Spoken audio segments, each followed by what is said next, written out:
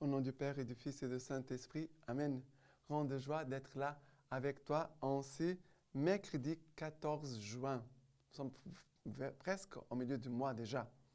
Et n'oublions pas toutes les grâces du Saint-Esprit, les grâces de la Vierge Marie, les grâces que nous recevons chaque jour pour nous faire avancer dans notre vie spirituelle, dans notre vie humaine. D'accord? N'oublie pas de partager la Lectio Divina et de marquer que tu aimes la Lectio Divina. Marque like dans ton appareil. Alors, la première lecture d'aujourd'hui, c'est 2 Corinthiens, chapitre 3, à partir du verset 4. Telle est la conviction que nous avons par le Christ auprès de Dieu. Ce n'est pas que de nous-mêmes, nous sommes capables de revendiquer quoi que ce soit comme venant de nous. Non, notre capacité vient de Dieu, qui nous a rendus capables d'être ministres d'une nouvelle alliance, non de la lettre, mais de l'esprit, car la lettre tue, l'esprit vivifie. Or, si le ministère de la mort, gravé en lettres sur des pierres, a été entouré d'une telle gloire que les fils d'Israël ne pouvaient fixer les yeux sur le visage de Moïse à cause de la gloire de son visage, pourtant passagère, comment le ministère de l'Esprit n'en aurait-il pas davantage? Si en effet le ministère de la condamnation fut glorieux, combien plus le ministère de justice l'emporte-t-elle en gloire? Non, si de ce point de vue on la compare à cette gloire suréminente, la gloire de ce premier ministère n'en fut pas une. Car si ce qui était passager s'est manifesté dans la gloire, combien plus ce qui demeure sera-t-il glorieux? Alors, ici, Saint Paul qui nous parle, il dit, notre capacité vient de Dieu. Il faut se rappeler, nos capacités viennent de Dieu, tes dons, ce que tu as, vient de Dieu. Nous ne l'avons pas par nous-mêmes. Nous avons tout reçu de la part du Seigneur. Notre capacité vient du Seigneur. Et c'est aussi le Seigneur qui va nous toujours capaciter pour ce qu'il va nous demander. Là où il va nous conduire, le Seigneur va toujours nous donner la capacité pour mettre en pratique ce qu'il nous demande. Voilà cette phrase très importante. Notre capacité vient du Seigneur, la capacité de prêcher, de parler, de faire telle chose, travailler en tel domaine. Voilà, tout ce que nous chanter, jouer, notre capacité vient de Dieu. On doit le reconnaître humblement. Mais aussi de savoir que aussi, tout ce que nous avons vient de lui, mais aussi que le Seigneur va nous donner les capacités selon la mission qu'il va nous donner. C'est très important. Les capacités que tu as aujourd'hui viennent de Dieu. Mais selon la mission que le Seigneur t'appellera, la vocation que le Seigneur t'appellera, le Seigneur te donnera la capacité pour accomplir telle vocation, pour accomplir sa volonté. D'accord? Très important. Et après, il va dire, Dieu nous a rendus capables d'être ministres d'une nouvelle alliance. Dieu nous a donné la capacité d'être ses ministres, ministres d'une nouvelle alliance, non de la lettre, mais de l'esprit. D'être ministre de l'Esprit Saint. C'est beau, devenir ministre de l'Esprit Saint. Car la lettre tue, l'Esprit vivifie. Ça veut dire, Paul est en train de dire, la loi de Moïse, on va prendre la loi par la loi, la lettre va nous tuer, va nous condamner. Mais c'est l'Esprit qui vivifie. Ça veut dire que l'Esprit, c'est la nouvelle loi que Jésus nous a apportée. Souvent, nous écoutons Jésus qui dit, vous avez écouté, dent pour dent, l'œil pour l'œil. Maintenant, c'est différent. Maintenant, je vous demande d'aimer vos ennemis, faites tout bien à ceux que vous persécutez. Voilà, et Jésus va nous donner le nouveau commandement de l'amour. L'esprit, la lettre tue, la lettre pour elle-même, mais c'est l'esprit qui donne vie. Jésus nous a communiqué l'Esprit Saint. Jésus nous a communiqué la vie. Alors ici, il dit, or si le ministère de la mort, gravé en lettres sur des pierres, a été entouré d'une telle gloire que les fils d'Israël ne pouvaient fixer les yeux sur le visage de Moïse à cause de la gloire de son visage, pourtant passagère, comment les ministères de l'Esprit n'en aurait-il pas davantage? N'en aurait-il pas davantage? Alors, nous vivons les ministères ici, ces ministères de l'Esprit, les ministères de la loi, les ministères de l'Esprit Saint. C'est magnifique.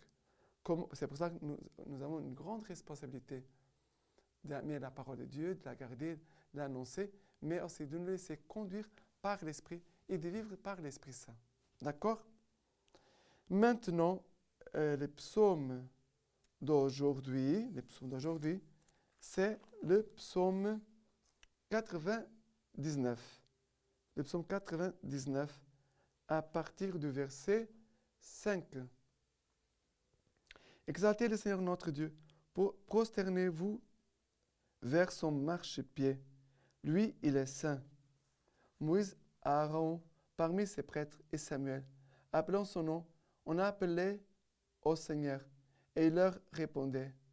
Dans la colonne d'une nuée, il parlait avec eux. Eux gardaient ses témoignages, la loi qu'il leur donna. Seigneur notre Dieu, toi, tu leur répondais. Dieu de pardon, que tu étais pour eux, mais des vengeants de leurs méfaits. Exaltez le Seigneur notre Dieu. Prosternez-vous vers sa sainte montagne. Saint est le Seigneur notre Dieu. Alors ici, le psaume nous invite à la confiance. Moïse et Aaron parmi ses prêtres et Samuel, appelant son nom, on appelait le Seigneur et lui, il leur répondait. Le Seigneur veut vraiment nous assurer cette certitude que lui, il nous écoute. Moïse, Aaron, Samuel, qui étaient là devant le Seigneur, qui priaient le Seigneur, qui suppliaient le Seigneur leur répondait. Le Seigneur veut aussi recevoir de nous nos prières, nos intercessions, aussi pour tous ceux qui ont le plus besoin de sa miséricorde.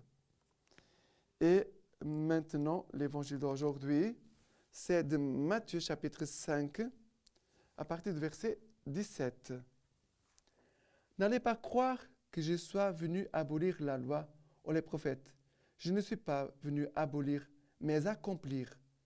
Car je vous le dis, en vérité, avant que ne passent le ciel et la terre, pas un uni, pas un point sur l'i ne passera de la loi, que tout ne soit réalisé.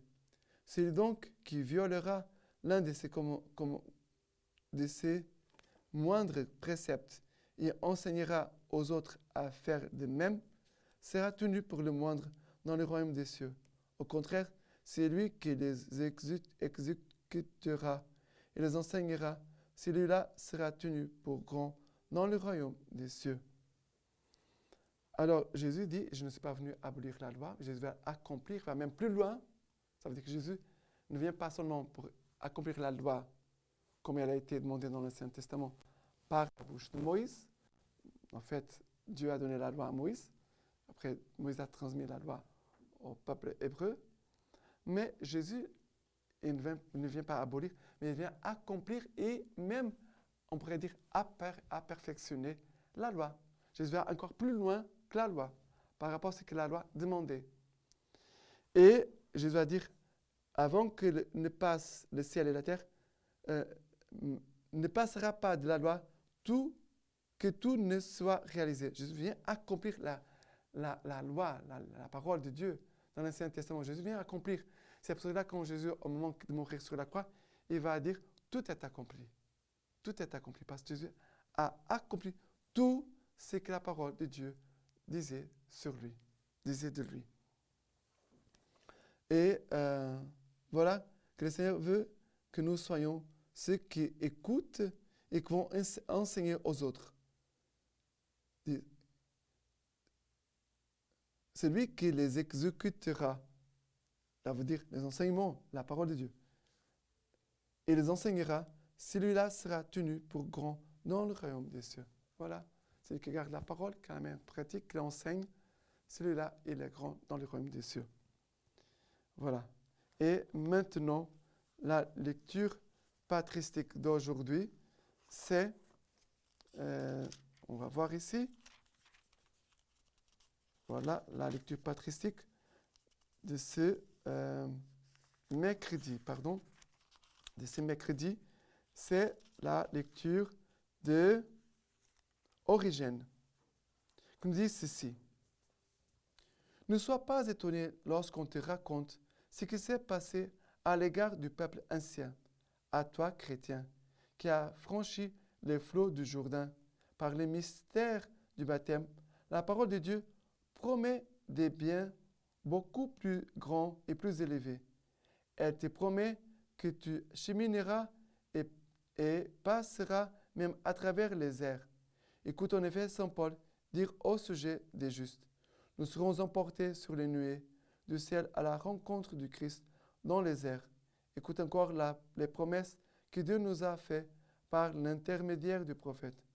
Quand tu passerais au milieu du feu, la flamme ne te brûlera pas, car je suis le Seigneur ton Dieu. Le juste est donc partout chez lui, et toutes les créatures manifestent la soumission qu'elles lui doivent.